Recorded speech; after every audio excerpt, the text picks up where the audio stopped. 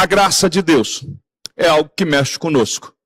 Então, eu queria que você pudesse acompanhar Evangelho segundo João, capítulo 8, do verso 1 ao 11. Mantenha sua Bíblia aberta, eu vou estar no texto durante toda a exposição da mensagem. E diz assim: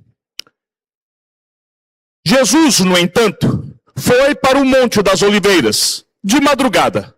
Voltou novamente para o templo, e todo o povo se reuniu em volta dele. E Jesus, assentados, ensinava. Então os escribas e fariseus trouxeram à presença dele uma mulher surpreendida em adultério.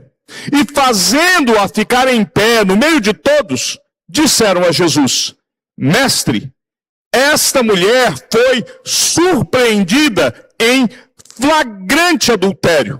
Na lei, Moisés nos ordenou que tais mulheres sejam apedrejadas. E o Senhor, o que tem a dizer? Eles diziam isto, tentando para terem de que o acusar. Mas Jesus, inclinando-se, escrevia na terra com o dedo. Como eles insistiam na pergunta, Jesus se levantou e lhes disse: Quem de vocês estiver sem pecado, seja o primeiro a atirar uma pedra nela. E, inclinando-se novamente, continuou a escrever no chão. Mas eles, ouvindo esta resposta, foram saindo um por um, a começar pelos mais velhos até os últimos, ficando só Jesus e a mulher em pé diante dele. Levantando-se, Jesus perguntou a ela: Mulher, onde estão eles? Ninguém condenou você? Ela respondeu: Ninguém, Senhor. Então Jesus disse: Também eu não a condeno. Vá e não peques mais. Nós vivemos dias estranhos. Nós vivemos dias estranhos tanto na sociedade quanto muitas das vezes no meio da igreja, porque quando nós nos deparamos com notícias de violência, de corrupção, nós vemos esses escândalos e acusações às vezes vindas de todos os lados. Muitas das vezes isso mexe conosco e desperta dentro de nós um senso de juiz. E aí nós queremos que a justiça seja feita. Quantas e quantas vezes, diante de algumas situações violentas, eu já vi alguns cristãos se levantando e dizendo, né, os culpados têm que pagar pelos que fizeram. E sempre quando isso acontece, eu fico olhando e pensando que Deus não os ouça pensando desta forma. Nós não somos juízes, meus queridos. Porque quando nós olhamos isso diante de Deus, não existe pecado pequeno ou grande. As mesmas pessoas que nós vemos envolvidas em escândalos, corrupção, violência, essas mesmas pessoas são culpadas diante dele da mesma forma que nós o somos pelos nossos pecados que nós consideramos pequenos. E entenda que não é dizer que nós não queremos que a justiça seja feita, mas quem deve fazer essa justiça é o sistema judiciário. Você chama a Evelyn, você chama o Marlon, e eles vão se assentar nessa cadeira para a qual eles foram preparados. Nós devemos olhar e clamar a Deus para que a graça os alcance, para que eles sejam transformados, para que as famílias que estão envolvidas possam ser de alguma forma consoladas. Nós somos chamados para poder viver a graça. Assim como Cristo nos perdoou, nós somos chamados para perdoar também. Né? Os judeus da época de Jesus, eles tinham uma dificuldade parecida com a nossa. Porque eles conseguiam entender um Deus como juiz. Aquele que pune, que condena o pecado. Mas eles tinham uma dificuldade muito grande para poder entender o Deus como aquele que perdoa, que tem misericórdia, que não dá o castigo que o pecador merece. A passagem que nós lemos, ela mostra este encontro, o momento em que a lei de Deus se encontra com a graça de Deus. E elas se cruzam numa única cena. A mulher, surpreendida em flagrante adultério, pela lei, deveria ser apedrejada até a morte. E ela é colocada diante de Cristo, aquele em quem a graça de Deus se manifesta. E quando nós olhamos e analisamos essa cena, isso vai mudar uma série de coisas dentro de nós. Quando o apóstolo João estava escrevendo o Evangelho, lá no capítulo 1, ele havia dito que Jesus havia vindo para aqueles que eram seus, mas os seus não receberam, e a todos quanto receberam, ou seja, a todos quanto receberam a Jesus, eles receberam o poder de serem chamados filhos de Deus. A cena de João capítulo 8 é basicamente isso na prática. Alguém que deveria ser rejeitada é recebida por Jesus. E se torna uma prova viva da graça de Deus sendo manifesta. O capítulo 8, ele nos traz aqui alguns paralelos muito interessantes. É uma sequência de contrastes e conflitos. Dá uma acompanhada comigo para você poder entender. Do verso 1 ao verso 11, há um paralelo entre a graça e a lei. Do verso 12 ao verso 20, a luz e as trevas. Do verso 21 ao verso 30, a vida e a morte. Do verso 31 ao verso 47, a liberdade e a escravidão. E o final do capítulo, a honra e a desonra. E esses paralelos, eles começam aqui, nesses 11 primeiros versículos. É nessa estrutura de contrastes é que a nossa passagem dá início ao ensino. E a cena, ela é dramática. Eu já falei aqui, eu tenho a mania de quando estou lendo, e qualquer coisa que eu estiver lendo, se eu estiver lendo a Bíblia, se eu estiver lendo um livro, eu tenho a mania de ficar visualizando a cena. E aí quando eu leio isso aqui, é uma mulher sendo arrastada pelo meio da rua, um julgamento que está convocado. Nós sabemos, há uma armadilha aqui para Cristo, né? Mas Cristo havia passado a noite em oração. Jesus estava no Monte das Oliveiras, e ele, lá do Monte das Oliveiras, ele desce, vai voltando para o templo bem cedo, vai ensinar o povo, e aí é nesse momento que os líderes religiosos da época, que eram extremamente rígidos quanto à lei, os escribas, que eram especialistas no estudo da lei de Moisés, eram os religiosos da época, eram os bambambam da religiosidade da época. Eram aqueles que entendiam tudo. E eles chegam arrastando uma mulher. Esta mulher foi... Se você olhar o texto vai mostrar que ela foi pega no ato. Não foi uma denúncia.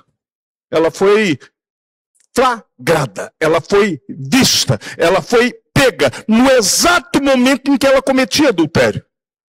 O verdadeiro alvo dos fariseus não era a mulher. A mulher ali era um instrumento, alguém para ser usado. O alvo era Jesus. Era uma armadilha. E pense bem, se Jesus olha e ele diz a respeito da lei, e fala, olha, ela deve ser apedrejada, os escribas e fariseus iriam procurar as autoridades romanas e dizer, olha, ele mandou apedrejar a mulher. Os judeus não tinham permissão para matar mediante a lei. E se Jesus olha e fala, vamos perdoar essa mulher, né? Ela não precisa ser apedrejada, coitada dela, né? Então, eles espalhariam entre o povo que Jesus era contra a lei de Moisés. E dessa forma, Jesus seria rejeitado. Parece um lugar aonde não tem saída. Se correr o bicho pega, Se ficar, o bicho come. Né? Se manda condenar, ele é morto. Se manda absolver, o seu discurso não seria aceito. Né? Mas havia aqui um problema no argumento deles. Porque a lei dizia realmente que deveria ser apedrejada. Mas observe comigo o que diz o texto de Levítico, capítulo 20, versículo de número 10. Se um homem adulterar com a mulher do seu próximo, será morto. Quem? O adúltero e a adúltera. Né?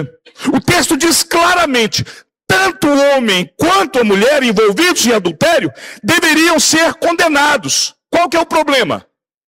Cadê o homem? Cadê a outra parte do adultério?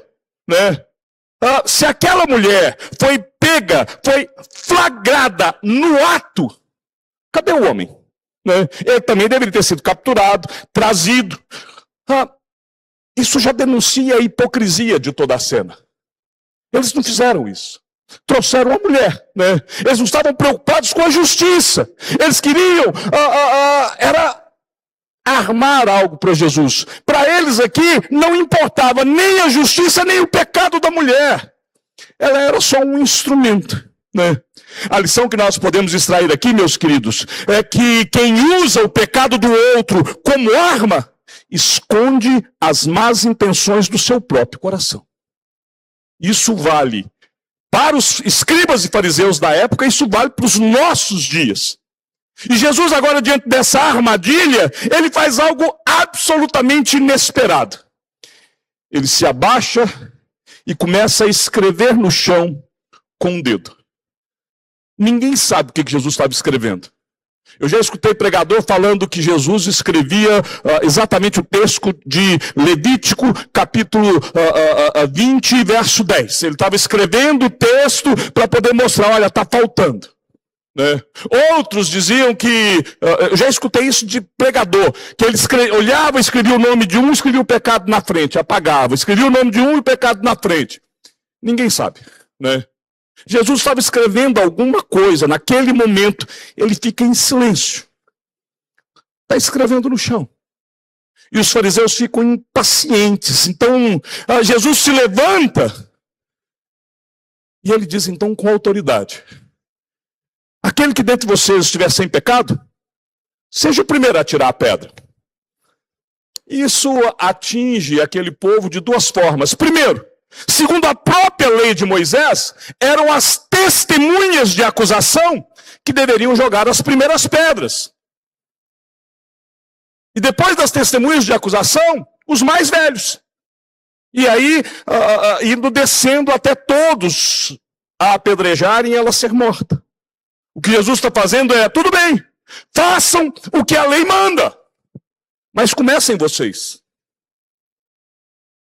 Não tem coragem, né? Porque Jesus já havia ensinado um pouco antes que adultério não era só um ato físico, era também olhar com desejo impuro.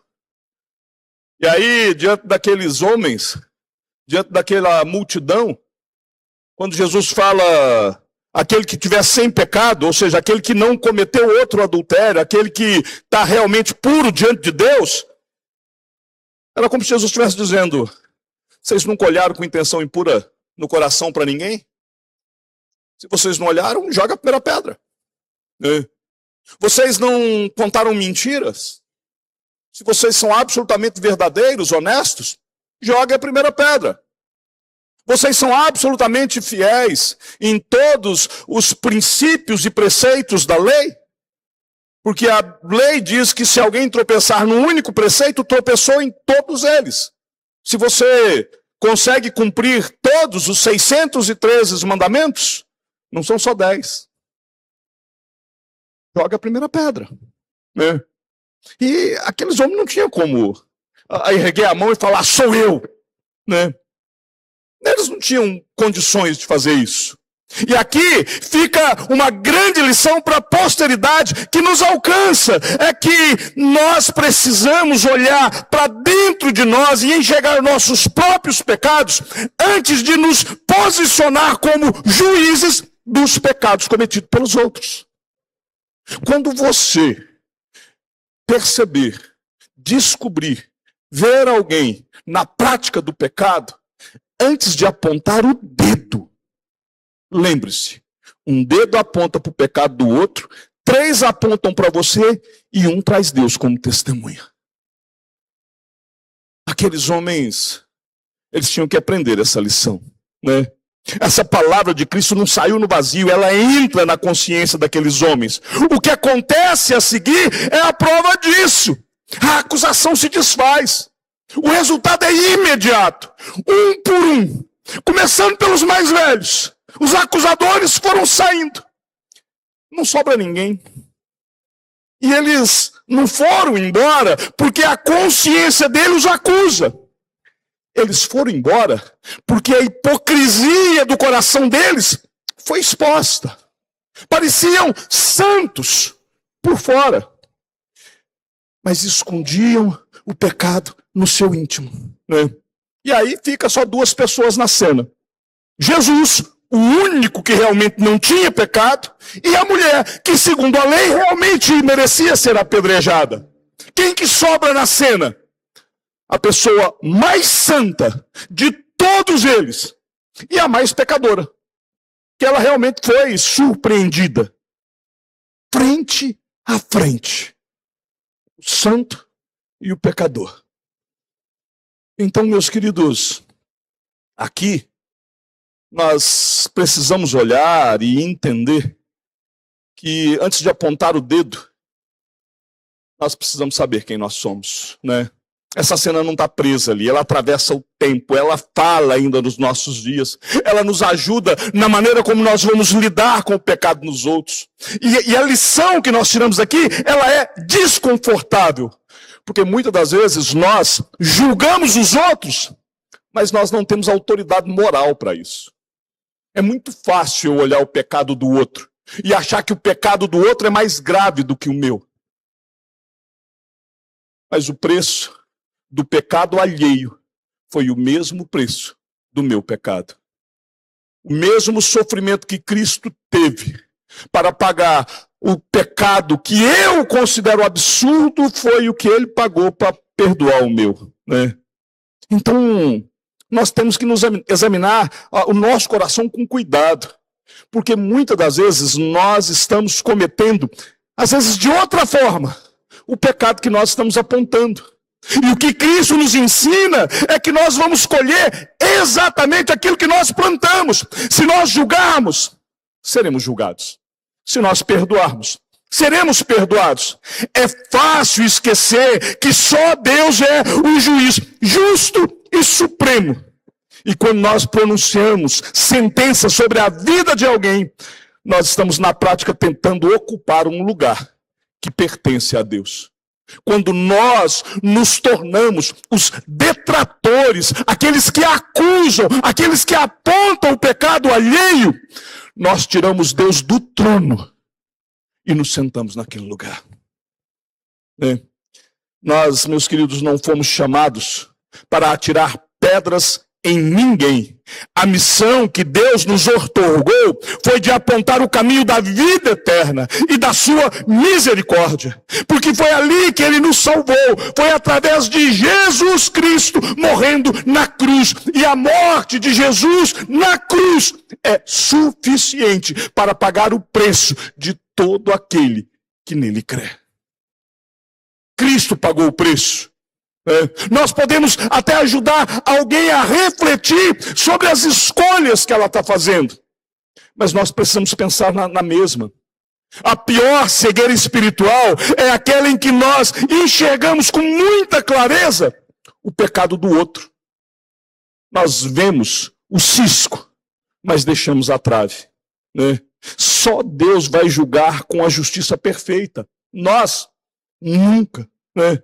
E sendo que só Deus consegue fazer este juízo, aquela mulher está diante do justo juiz. O que acontece quando Jesus se ergue e olha nos olhos daquela mulher, sozinha, não tem mais nenhum acusador?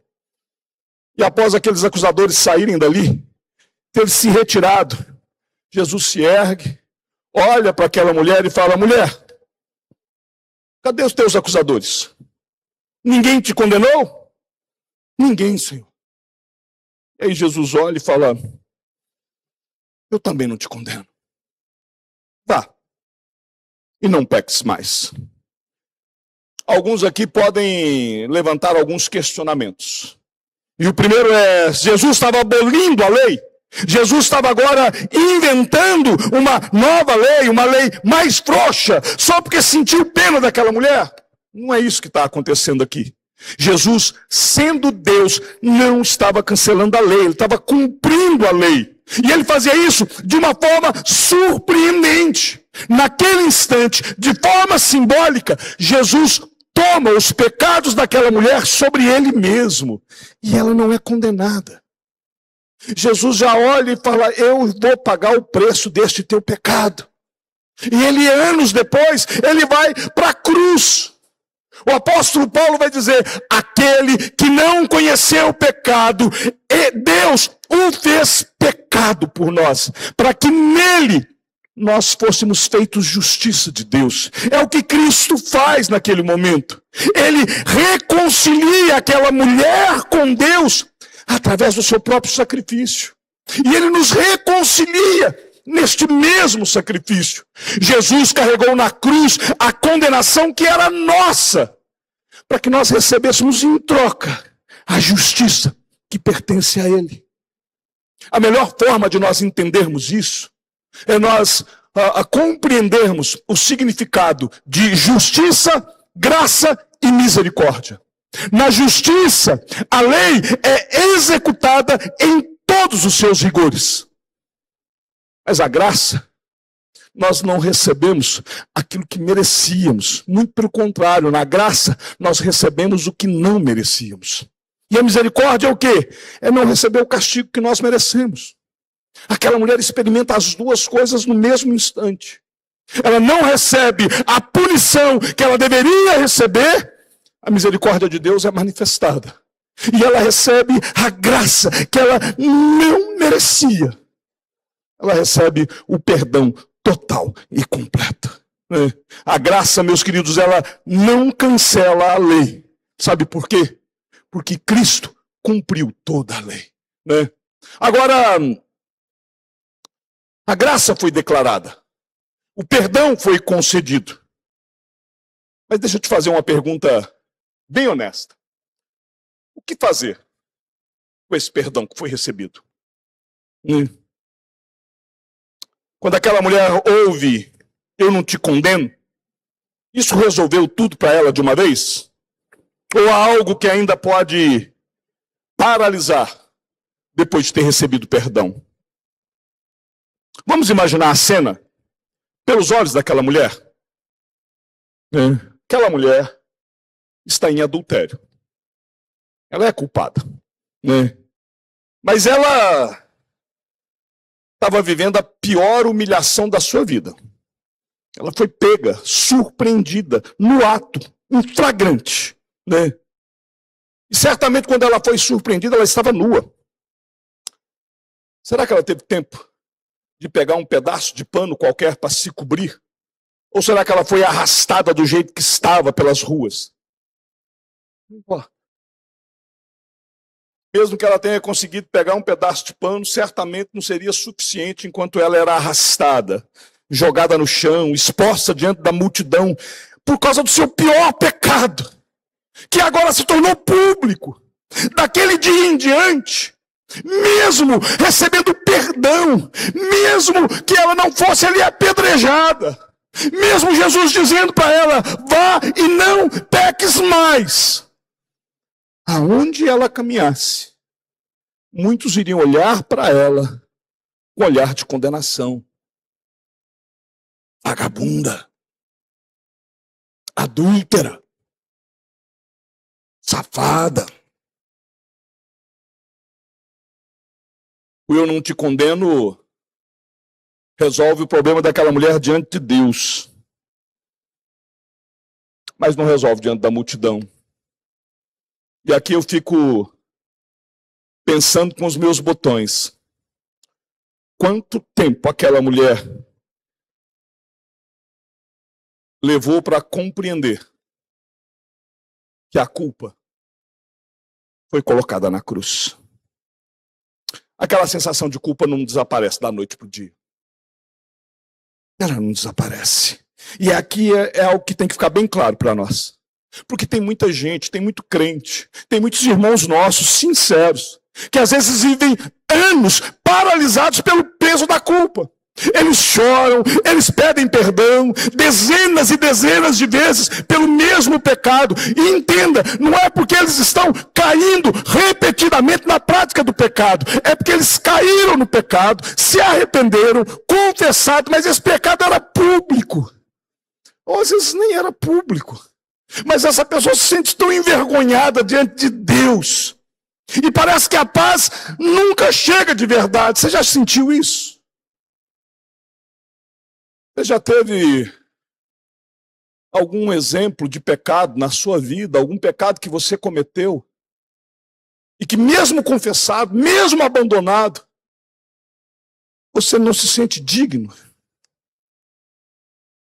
Há pessoas que enfrentam um dilema enorme, até para retomar a vida da fé. A questão não é que Deus não tenha perdoado. O problema é que essas pessoas estão ouvindo a voz do acusador. Elas estão pensando que o acusador que está ali constantemente, fazendo elas se lembrar do seu pecado, da sua vergonha, e elas ouvem essa voz e falam: é o Espírito Santo que está me cobrando. Deixa eu te dizer um negócio, meu querido. Se você carrega algum sentimento de culpa que te afasta de Cristo, que te afasta da comunhão, que te afasta da igreja, que te coloca numa ansiedade sem fim, a voz que você está ouvindo não é do Espírito Santo, é de Satanás. É o inimigo que está usando a tua falha para te tentar destruir. Qualquer voz que tenta te afastar da cruz vem do inimigo das nossas almas. Não dê ouvidos a ela. A voz do Espírito Santo de Deus nos leva a ficarmos mais próximos dele. Pastor, mas eu sei que às vezes, no meio da igreja, tem alguns que ainda ficam fofocando a respeito do meu pecado. Tem alguns que ainda ficam falando, e eu tenho vergonha disso. Infelizmente eu sei que isso é verdade. E aí para você eu te digo, eles são servos do diabo, estão servindo o diabo. E por isso eles intentam acusação contra você. Mas eles receberão o devido pagamento no dia do juízo. Porque quem intentará a acusação contra os eleitos de Deus? É Deus quem os justifica. Quem os condenará? Se qualquer pessoa que caiu na prática de qualquer pecado, e você tem sido aquele que tem relembrado esse pecado, que tem feito comentários deste pecado, você está indo contra aquilo que Deus lançou nas profundezas do mar. Lembre-se, assim como Jesus disse para aquela mulher: vai e não peques mais, ele também nos diz: siga a sua vida. Eu paguei o preço. Ninguém pode intentar acusação contra você. Jesus pagou o preço. Jesus mandou aquela mulher de volta para a vida. Ele não mandou aquela mulher para o desespero. E Cristo nos envia da mesma forma. Volta para a tua vida, volta para a comunhão, volta para a adoração, mas vá e não peques mais. Como alguém já disse, de forma jocosa, brincando, e a gente entra na brincadeira. Quando nós entregamos a Deus os nossos erros, os nossos fracassos, Ele os joga nas profundezas do mar e coloca lá uma plaquinha: é proibido pescar. A palavra de Cristo nunca foi uma sentença de exílio. Muito pelo contrário. Jesus não nos manda para longe dele, ele nos convida a nos achegarmos até ele. Vinde a mim. Ele não quer que nós fiquemos revivendo o nosso passado, remoendo aquilo que nos machuca, aquilo que nos dói. Ele já perdoou. Ninguém pode intentar acusação contra você. Nem o diabo, nem os servos do diabo, nem você mesmo. Você também não pode se culpar. Cristo já pagou o preço, né? Então, o que você faz com esse perdão? O verdadeiro arrependimento tem que esmagar o nosso orgulho. O que nós fazemos com o perdão?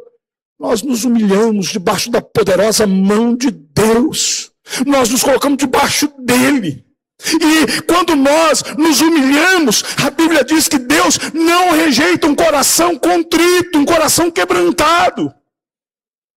O arrependimento, ele sempre vai desembocar na graça.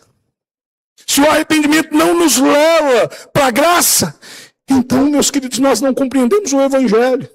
O arrependimento bíblico traz uma mudança real de vida. Entenda, você não pode ter remorso. Se você cometeu o pecado e agora a tua vergonha é por causa daquilo que as pessoas estão falando ou vão vir a pensar, você tem remorso. Arrependimento é: eu cometi um pecado, eu afrontei a santidade de Deus. Eu fiz aquilo que foi necessário Cristo morrer na cruz. Cristo morreu por minha culpa. Cristo morreu por causa do meu pecado. Cristo morreu porque eu não consegui viver em santidade. Isso é arrependimento. Eu não vou voltar por esse caminho. Eu não quero continuar nisso. É mudança de vida, é mudança de atitude. Quem recebe o perdão de Deus não permanece do jeito que estava. Ele agora busca a santificação. E esse é um processo que vai levar a vida toda.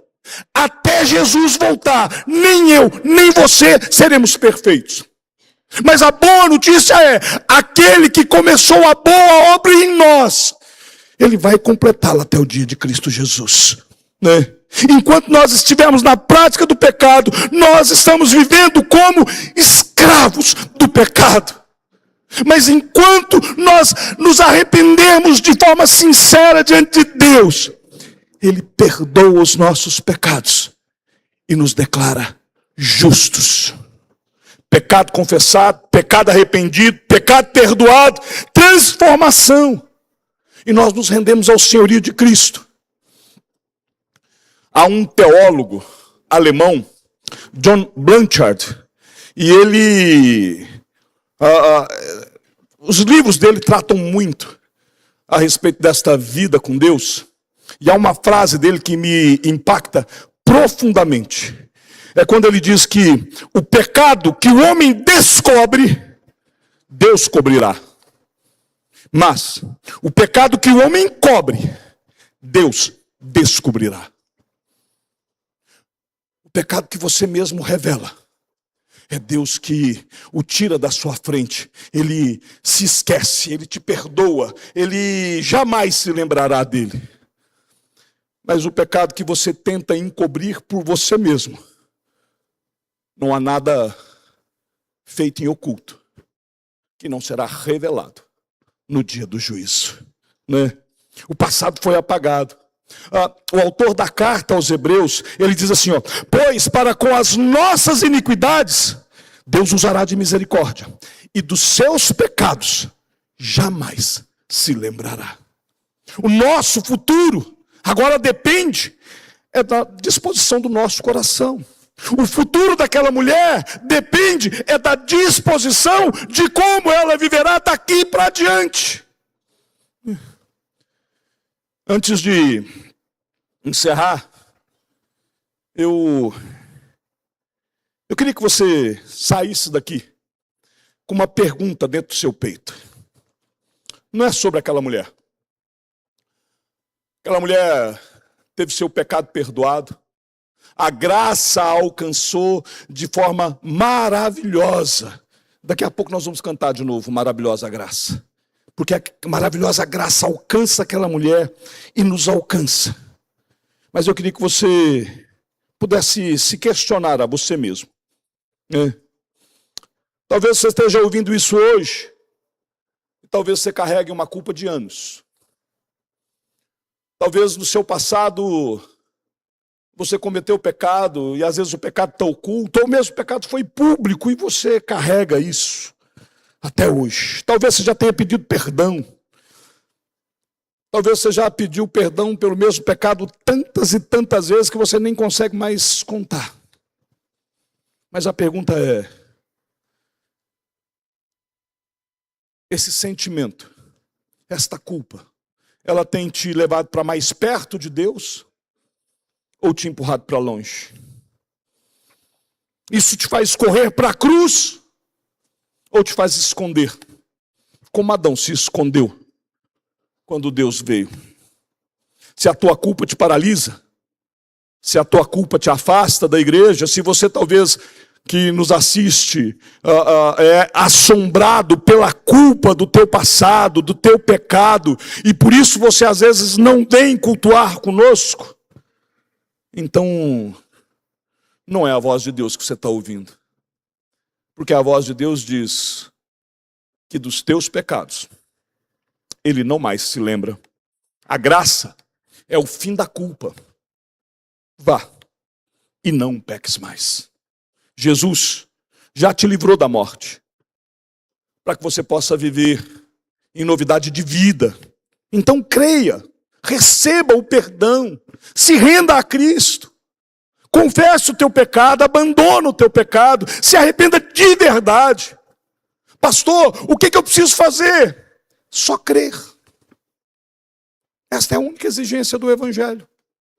Crer que um dia Deus te amou, e te amou de tal maneira, que Ele deu o seu único Filho, Jesus Cristo, que esvaziou-se de sua glória, que assumiu a forma de servo, que foi até a cruz, que morreu na cruz. E Cristo morrendo na cruz, Ele morre por você. Pastor, Cristo morreu por nós. Eu sei. Mas cada um de nós precisa enxergar isso de forma individual. Eu preciso olhar para a morte de Jesus Cristo na cruz e entender que a morte de Jesus Cristo na cruz foi por mim. Foi pagando o preço do meu pecado. Foi porque Deus estava me amando. E por isso, Cristo estava ali assumindo a minha culpa. Que quando Cristo declara naquela cruz, está pago, está liquidado, Ele estava dizendo: Henrique, eu estou executando aqui a tua fatura. Eu estou pagando o preço. Creia. Só creia. E não tem mais nada que você possa fazer a não ser crer e receber Jesus como seu único e suficiente Salvador. A sua dívida já foi paga. Descanse nisso. Quero convidar o Ministério de Música mais uma vez. E eu queria que você agora se colocasse de pé, para que nós pudéssemos adorar juntos e cantar juntos. E agora, quando você estiver cantando Maravilhosa Graça, que você cante pensando naquela mulher adúltera. Se coloque no lugar dela. Se coloque no lugar dela. Você foi surpreendido no teu pecado. Você foi arrastado diante da multidão. Você foi colocado diante de todos. E Jesus olha para você e fala: eu te perdoo. Vá e não peques mais.